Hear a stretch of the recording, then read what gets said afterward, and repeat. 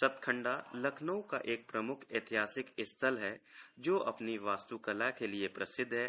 अवध की एक अधूरी इमारत जिसका निर्माण अवध के तीसरे बादशाह मोहम्मद अली शाह बहादुर ने किया था, आज भी अपनी अधूरी कहानी के साथ खड़ी है। सतखंडा का शाब्दिक अर्थ होता है 7 मंजिला। यह भवन मूल रूप से 7 मंजिलों का होने की योजना के साथ बनाया जा रहा था। प्रिंसेस फरहाना मालिकी बेगमात रॉयल फैमिली की मैं राष्ट्रीय अध्यक्ष हूँ। उसके साथ साथ मैं मोहम्मद अली शाह बादशाह जो कि जिन्होंने हुसैनाबाद ट्रस्ट लाइट ट्रस्ट बनवाया था, मैं उनकी 7वीं वंशज हूँ। और उनके ही ज़माने में छोटा इमाम बाड़ा बनाया था, उन्होंने ही बनवाया था। और उसी के सामने सतखंडा नाम से एक बिल्डिंग वो बनवा रहे थे। तो ये बिल्डिंग उस ज़माने में पर्दा बहुत होता था, तो महिलाओं को कोई ईद का चांद, आप लोग जानते हैं ईद का चांद कितना छुप छुप के शर्मा के निकलता है। जैसे कुछ दिन तक लोग मशहूर है, ये हमारे क्या लखनऊ में सब जगह कहा जा रहे बहुत दिन से जिसको तुम तो ईद का चांद हो गए भाई, वाह तुम तो ईद का चांद हो गए।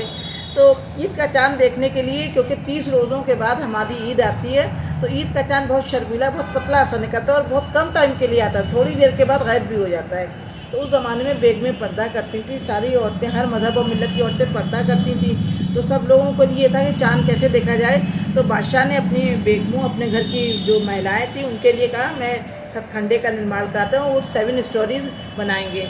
लेकिन हुआ ये कि उसकी 4 स्टोरीज बन पाई थी, और जो बादशाह मोहम्मद अली शाह अवध के जो तीसरे बादशाह थे, उनका इंतकाल हो गई, यानी डेथ हो गई उनकी, तो वो बिल्डिंग अधूरी रही।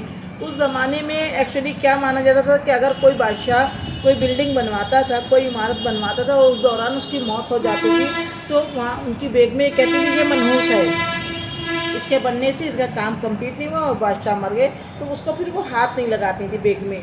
लेकिन ये सतखंडा जो था तो बहुत अच्छी इमारत, बहुत अच्छा बादशाह की कॉन्सेप्ट था कि बेगमों को देखने के लिए ईद का चांद था, मुहर्रम का चांद था, उसी के लिए सतखंडा बना था और बेग में। लेकिन बादशाह साहब की ये ख्वाहिश पूरी न हुई और वो उन्होंने दुनिया से अलविदा कह दिया था। तब से सतखंडा जो है ये अधूरा पड़ा हुआ है, लेकिन अब उसका रेनोवेशन वर्क हुआ है सतखंडे का। और ऐसा इसमें जो कहा जाता है कि ऐसी मनहूसियत होती है, ऐसी ये मान्यता बिल्कुल गलत है। और ये मैं तो उन्हीं के बादशाह के वंशज हूँ, मैंने तो कुछ भी नहीं देखा उसमें। अरे भाई, एक इंसान आया है तो जाएगा भी, अब उसका टाइम तो अल्लाह के पास लिखा हुआ है, जो जिसका टाइम हो जाएगा। तो उससे बिल्डिंग से उसके मनहूस हो जाने का कोई ताल्लुक नहीं है। ये सब कहने की बातें हैं। आज भी अक्सर लोग कहते हैं कि मनहूस है, लेकिन नहीं, कोई मनहूस नहीं है। मेरे हिसाब से सब सही है। अब तो बहुत खूबसूरत हो गया, रेनोवेशन वर्क हो गया, उसके ऊपर लाइटिंग होती है, शाम को तो मुझे लगता है जन्नत का नज़ारा आता है। हुसैनाबाद का जो तालाब है उसके अंदर म्यूज़िकल लाइटिंग सिस्टम होता है, बहुत अच्छा लगता है जैसे बॉम्बे के जूही चौपाटी में हम लोग खड़े होंगे, ऐसा नज़ारा यहाँ नज़र आता है। अगर ये मनहूस होता तो देखिए आज इसका रेनोवेशन वर्क सरकार ने कराया है, तो क्यों सरकार को मनहूस नहीं पड़ा। अगर ये मनहूसी है, मैं तो उनकी वंशज हूँ, मैं तो जाती हूँ उसमें। और ये मेनली ये बनाया गया था कि बेग में और जो महिलाएं, पर्दा सिस्टम था, उनकी बेपर्दगी न हो और वो लोग 30 रोज़ों के बाद ईद का चांद, जो कि बहुत ही शुभ होता है, अगर ये अशुभ होती बिल्डिंग तो उसके लिए शुभ चांद कैसे, ईद का चांद तो बहुत शुभ होता है, तो वो चांद देखने क्यों जाती।